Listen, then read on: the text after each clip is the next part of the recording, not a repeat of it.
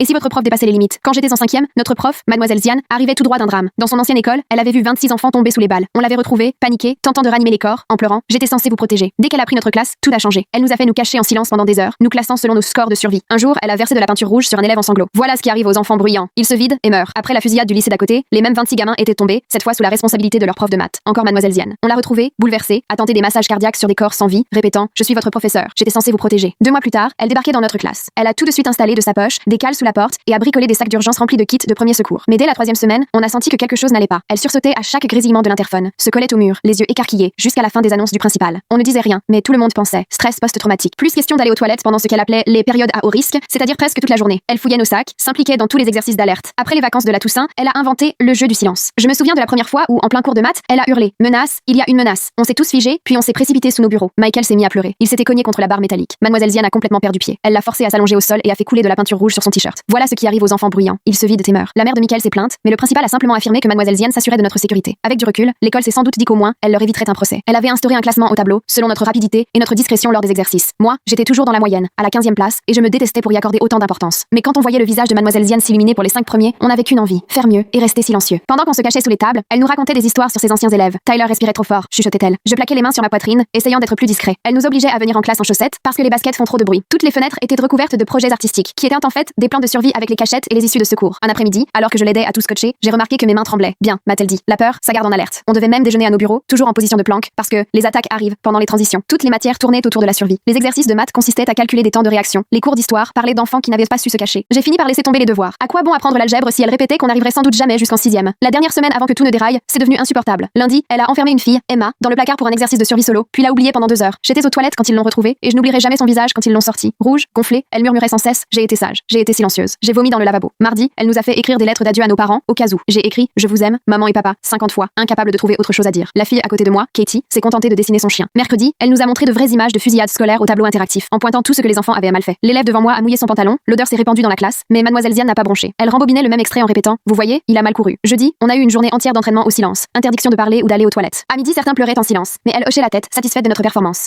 Découvrez l'histoire complète en cliquant sur la vidéo ci-dessous.